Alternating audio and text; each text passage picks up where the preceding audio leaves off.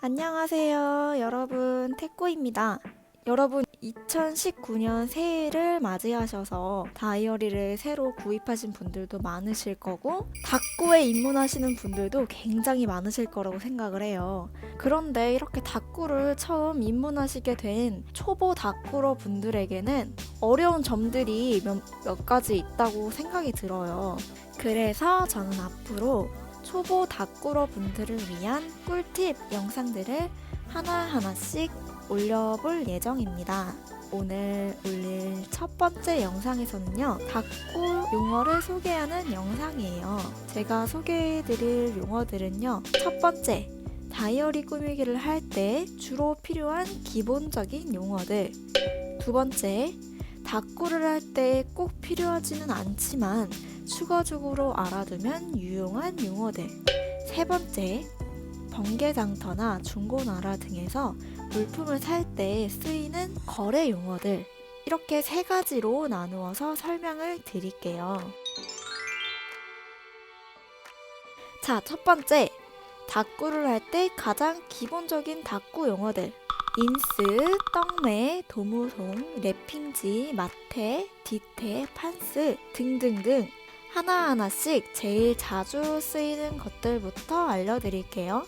제일 기본 중에 기본, 닭구란 무엇이냐? 여러분, 닭구가 무엇인지는 알고 계실 분들이 많으실 거라 생각하는데요. 닭구는 다이어리 꾸미기의 줄임말입니다. 2016년부터 아날로그 감성의 다이어리 꾸미기가 유행을 하기 시작했다고 해요.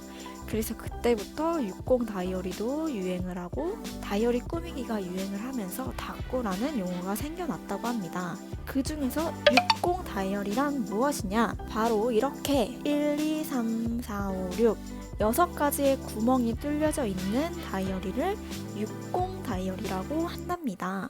60 다이어리의 장점은 이렇게 6개의 구멍으로 이루어져 있어서 뺐다가 꼈다가 자유롭게 자신이 끼우고 싶은 종이를 끼워서 꾸밀 수 있다는 점이 가장 큰 장점입니다. 그리고 바로 다음으로 다이어리 꾸미기 닭구를 할 때 유용하게 쓰이는 용어들로 넘어가 볼게요. 첫 번째, 인스. 이렇게 귀여운 아이들부터 이렇게 빈티지한 아이들까지 이런 것들을 모두 인스라고 부르는데요. 인스란 무엇이냐? 바로 인쇄소 스티커의 줄임말입니다. 인쇄소 스티커란 개인이나 기업이 인쇄소 등의 도안을 맡겨 인쇄한 스티커를 말합니다. 인쇄소 스티커에도 종류가 많은데요. 이렇게 투명으로 된 스티커와 이렇게 종이 재질로 된 모조지 재질의 스티커가 있어요. 이 투명 스티커의 장점은 배경이 투명하기 때문에 어떻게 잘라도 흰색 종이 위에 아무렇게나 붙일 수 있다는 장점이 있고요. 하지만 색깔 있는 종이나 검은색 종이 이런 데는 잘 보이지 않는다는 점이 단점입니다. 반대로 이 모조지 재질의 종이는 종이 재질이기 때문에 배경이 투명하지 않아서 어느 색깔의 종이든 다 붙일 수 있다는 장점이 있지만 자르기가 어렵다는 단점이 있을 수 있겠네요. 그리고 다음으로 판스. 판스는 판 스티커의 줄임말인데요.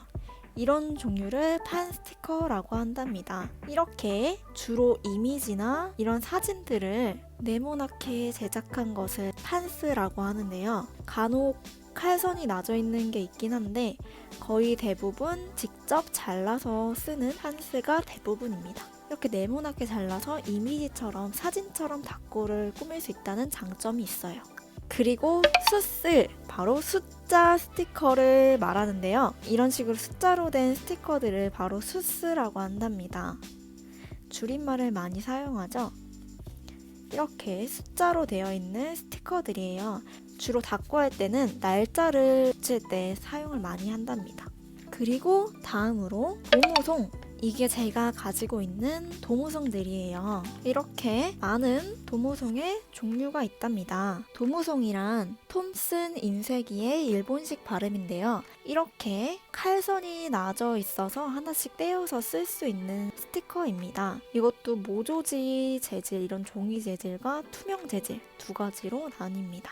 그리고 도무송에는 이렇게 네모난 디자인을 떼서 쓸 수 있는 A형 도무송이 있고요. 이런 식으로 조금 더 복잡한 모양이 그려져 있는 도무송들을 B형 도무송, 그리고 이렇게 캐릭터나 사물의 모양으로 되어 있는 도무송을 C형 도무송이라고 한답니다. 그리고 이런 식으로 칼선이 나져 있지 않은 도무송도 있어요. 이거는 마감용 도무송이라고, 이렇게 따로 붙일 수 있는 것들을 마감용 도무송이라고 한답니다. 그리고 떡매는 떡 메모지의 줄임말이고요. 메모지를 본드로 이쪽 부분을 재본하여 만들어져 있는 메모지입니다. 포스트잇처럼 생겼지만 여기 뒤에 접착제가 없고요. 이렇게 한 장씩 뜯어서 사용할 수 있는 것을 떡 메모지라고 합니다. 크기도 다양하게 나누어져 있어요. 다꾸에서는 주로 이런 식으로 메모지들을 많이 활용해서 하는 다꾸도 있고요. 이렇게 떡매를 배경처럼 꾸며서 사용하실 수도 있습니다.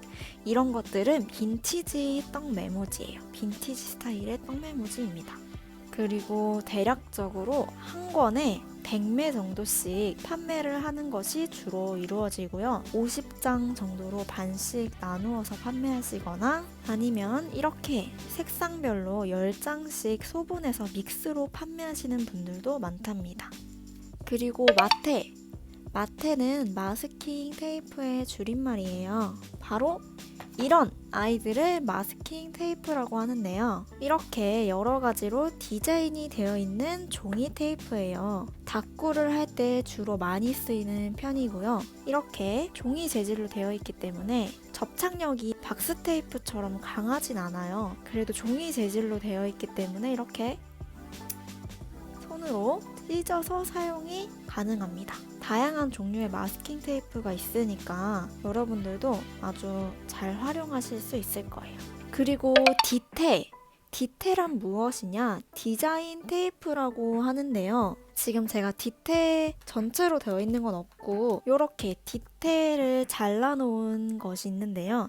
이거는 디테 컷이라고 해요. 디테를 잘라놨다 해서 디테 컷인데요. 이런 식으로 OPP 형식으로 디자인이 되어 있는 것을 디테라고 하는데요. 이렇게 뜯으면 이런 식으로 디자인이 되어 있는 스티커입니다.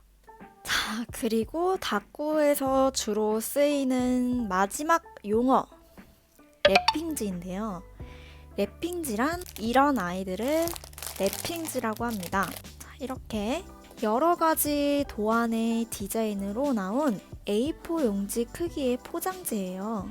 주로 다꾸를 할 때 배경으로 사용을 많이 하거나 아니면 수봉을 접을 때 사용해요.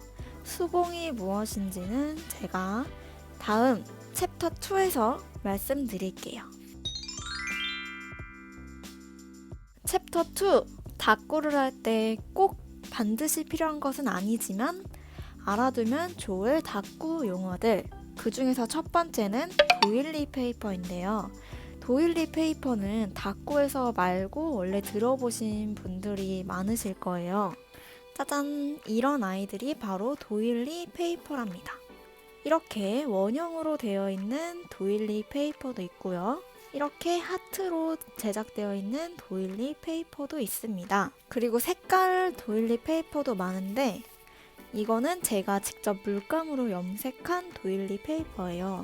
이렇게 물감으로 염색을 하면 빈티지한 느낌을 더 살릴 수 있기 때문에 한번 염색을 해두면 유용하게 쓰일 수 있어요. 제가 다꾸에서는 어떻게 활용을 했냐면 바로 이렇게, 이거는 제가 가을을 주제로 삼아서 했던 다꾸인데요. 여기 보시면 이렇게 배경으로 제가 직접 염색한 도일리 페이퍼들을 이렇게 많이 사용을 했죠. 이런 식으로 다꾸에 붙여두면 굉장히 예뻐요. 이 페이지에서도 여기 이렇게 도일리를 사용했답니다.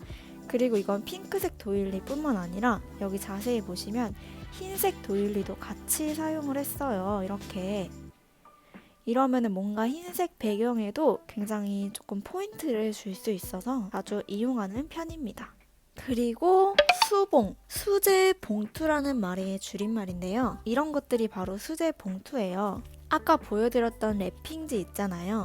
랩핑지를 접어서 이렇게 봉투 형식으로 제작된 것을 수제 봉투라고 하는데요. 이렇게 앞에 아까 말씀드렸던 도일리 페이퍼로 이런 식으로 수제 봉투를 꾸민 것을 숙고라고 해요. 숙고. 이거는 제가 번개장터에서 구매를 했을 때 스티커나 떡메모지 등을 담아서 주셨던 수제 봉투예요. 굉장히 예쁘죠? 그리고 독구라는 말도 있는데요. 독구는 아까 말씀드렸던 이런 도일리를 이런 식으로 꾸미는 것을 도일리 꾸미기라고 해서 독구라고 한답니다. 이렇게 수봉에 붙이지 않고 도일리만 꾸민 것을 말해요. 그리고 60 다이어리를 사용하시는 분들은 60 다이어리 속지도 궁금하실 텐데요. 이렇게 네모선이 되어 있는 속지들을 모는 속지라고 하고요. 모는 형식 말고 이렇게 점점점점 해가지고 도트 형식으로 동그라미가 그려져 있는 것을 도트 형식의 속지라고 합니다. 지금 제가 도트 형식의 속지는 없어서, 그리고 이렇게 아무런 무늬도 없는 속지를 무지 속지라고 칭하고요. 이렇게 무언가를 적을 수 있게 줄로 제작된 속지는 라인 속지라고 합니다. 그리고 이제 진짜 마지막 챕터 3 거래 관련 용어들인데요. 빈티지 제품들은 인스타그램이나 번개장터를 통해서 구입을 많이 해요.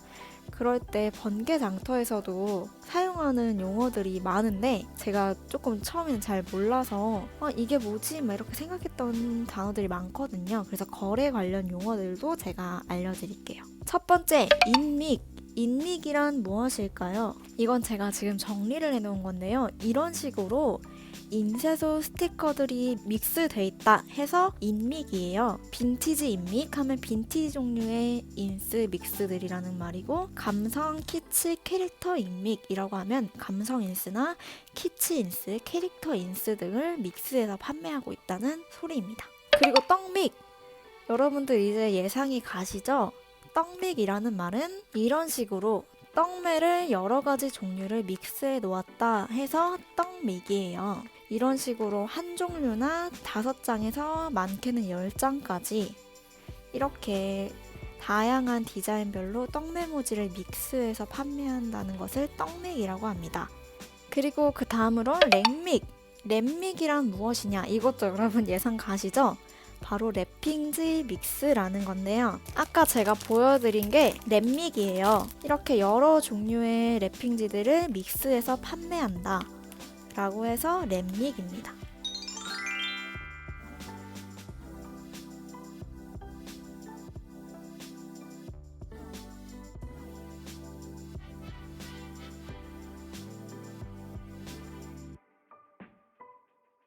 이렇게 제가 오늘 알려드릴 닭구 용어들은 모두 끝이 났고요. 혹시나 더 궁금하신 점이 있다면 댓글로 글을 남겨주세요. 저도 여러 가지 인터넷 자료들이나 제가 몸소 배운 것들을 알려드리는 건데요. 혹시나 수정할 부분이 있거나 아니면 여러분들이 추가로 이런 닭구 용어들도 알아두시면 좋겠다, 이런 닭구 용어들이 있으시면 댓글로 또 적어주세요. 그럼 여러분, 오늘도 영상 시청해주셔서 너무너무 감사하고요. 앞으로 더 유용한 닭구 영상으로 찾아뵐게요. 좋아요와 댓글, 구독은 저에게 큰 힘이 된답니다. 여러분, 오늘도 시청해주셔서 감사하고요. 안녕.